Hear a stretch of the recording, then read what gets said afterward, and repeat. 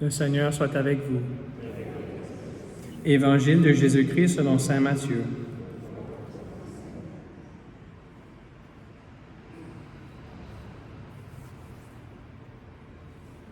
En ce temps-là, Jésus disait à ses disciples, « Amen, je vous le dis, un riche entrera difficilement dans le royaume des cieux. Je vous le répète, il est plus facile à un chameau de passer par un trou d'aiguille qu'à un riche d'entrer dans le royaume des cieux. » Entendant ces paroles, les disciples furent profondément déconcertés, et ils disaient, « Qui donc peut être sauvé? » Jésus posa sur eux son regard et dit, « Pour les hommes, c'est impossible, mais pour Dieu, tout est possible. » Alors Pierre prit la parole et dit à Jésus, « Voici que nous avons tout quitté pour te suivre. Quelle sera donc notre part? » Jésus leur déclara, « Amen, je vous le dis. Lors du renouvellement du monde, lorsque le Fils de l'homme siégera sur son trône de gloire, vous qui m'avez suivi, vous siégerez vous aussi sur 12 trônes pour juger les 12 tribus d'Israël. Et celui qui aura quitté, à cause de mon nom, des maisons, des frères, des sœurs, un père, une mère, des enfants ou une terre, recevra le centuple, et il aura en héritage la vie éternelle. Beaucoup de premiers seront derniers, beaucoup de derniers seront premiers. » Acclamons la parole de Dieu.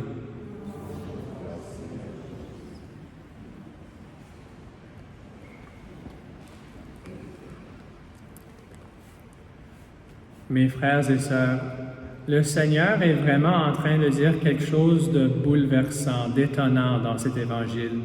Mais je crois parce qu'on l'a entendu plusieurs fois dans notre vie, on s'habitue un peu et on n'est pas tellement choqué. Qu'est-ce qu'il essaie de dire? Mais vraiment, je peux le dire d'une autre façon. Je crois que le Seigneur est en train de dire que pour les riches, ce sera impossible de rentrer au royaume des cieux s'il n'y a pas un miracle de grâce. Ce sera tellement difficile de rentrer, sauf s'il y a un miracle de grâce dans leur cœur. C'est pour ça que Jésus est en train de dire un chameau passer à travers un trou d'aiguille. Est-ce que c'est possible ça? Non, c'est impossible. Lui, il dit, pour les hommes, c'est impossible, mais pour Dieu, tout est possible. Alors, par défaut, c'est impossible, mais avec Dieu, c'est possible. C'est-à-dire que c'est pas juste un peu difficile, c'est pas qu'ils ont plus d'obstacles. Il dit que normalement, non, mais s'il y a un miracle de grâce. Alors pourquoi est-ce que je dis cela? Quelles sont les causes de cette impossibilité que les riches puissent rentrer au royaume des cieux? Et quel est le miracle de grâce qui doit se passer? Je crois qu'il y a deux raisons. La première, on vient d'entendre dans la première lecture. Le prophète Ézéchiel condamne le roi de Tyr. Pourquoi? On entend, le roi de Tyr dit, « Je suis un Dieu, j'habite une résidence divine. Par ma sagesse et mon intelligence, j'ai fait fortune. J'ai accumulé l'or, l'argent et des trésors. Par ton génie de commerce, tu as multiplié ta fortune. Et à cause de cette fortune, ton cœur s'est exalté. » Alors la première raison, c'est que les richesses, souvent, s'il n'y a pas ce miracle de grâce, tendent notre cœur vers l'orgueil. On est satisfait de nous-mêmes. On est en amour avec nous-mêmes. Cet orgueil, cet égoïsme est incompatible avec le royaume des cieux. Le royaume est seulement pour les humbles. Alors si tu essaies de cogner sur la porte du ciel et tu dis « Laisse-moi rentrer, je suis orgueilleux », tu es certain que le Seigneur va dire « Tu ne peux pas rentrer, c'est seulement pour les humbles ». Mais les richesses, qu'est-ce que ça fait? Comme le roi de Tyr, ça fait penser à nous-mêmes, OK, si tu as fait X montant d'argent cette année, souvent on veut X plus 2 l'année prochaine, on veut 2 fois. On pense à nous-mêmes, on pense à, c'est pas assez, on a un iPhone 17, on veut un 18, c'est pas assez, on veut plus, on pense à nous. Alors, l'humilité devient l'orgueil quand on a la richesse. Alors le miracle de grâce, c'est cette infusion d'humilité. Si on n'est pas humble avec nos richesses, qui est difficile, on ne pourra pas rentrer au royaume des cieux. La deuxième raison, plus on a d'argent, plus on a des richesses, plus on a une responsabilité à partager avec ceux qui en ont moins. Et qu'est-ce qui arrive quand on a de l'argent, quand on a de la richesse? On dit « Ah, je donne assez ».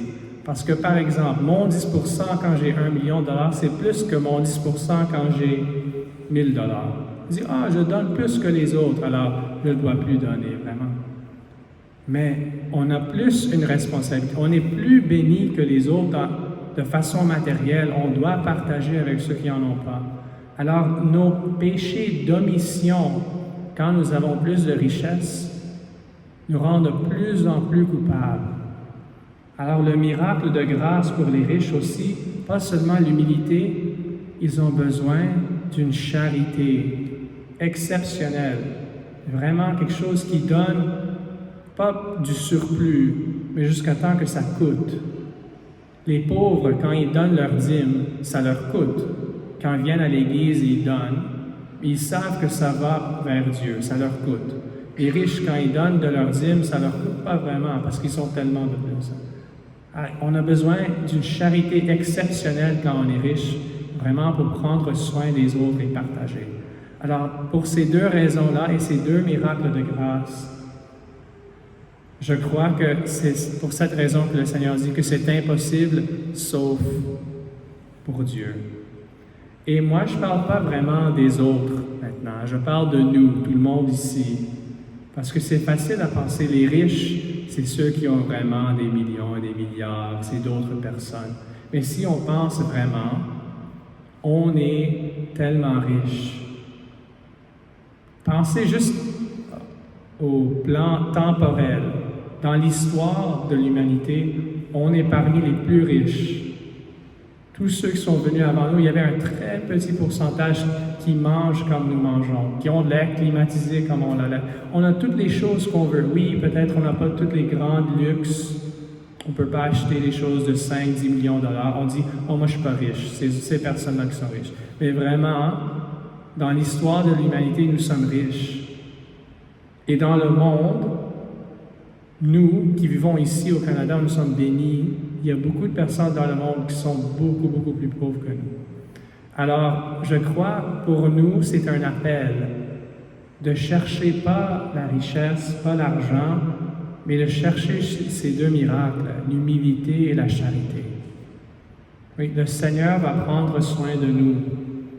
Si on a besoin de choses, des médicaments, le Seigneur va prendre soin de nous. Si nous, maintenant, prenons soin de nos frères et sœurs, et arrêtons de penser à nos propres désirs, nos outils, nos jeux. Pensons vraiment à Jésus, les désirs de son cœur, et aux pauvres, et prendre soin d'eux. Alors ça, c'est ce que je vous propose aujourd'hui, pour moi-même aussi.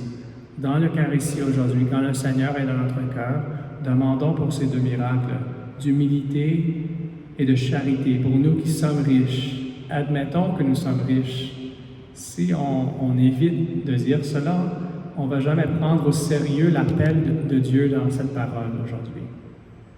Demandons à Jésus, qui est tellement plein de compassion envers nous, et il viendra toujours à notre secours. Amen.